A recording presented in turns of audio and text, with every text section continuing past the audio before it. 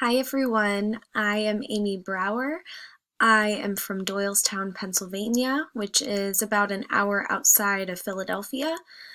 I currently work full-time as a cognitive therapist at a residential facility for people living with traumatic or acquired brain injuries. I have very much enjoyed Widener's program so far, especially since it's offered online for working adults like myself. I'd have to say that human behavior in the social environment was probably my favorite class this far. I've always been extremely fascinated with how the psychological processes and social interactions can affect an individual.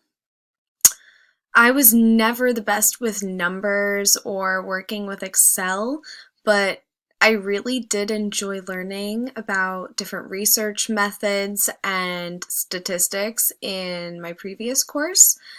I found it incredibly useful working on a group project with a fictional data set as if it were collected from real individuals.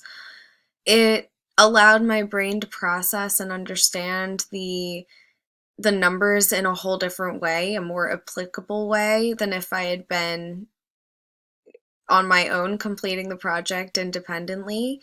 I am very much looking forward to this course on social and economic justice because I believe it will allow me to better understand how our legal system works.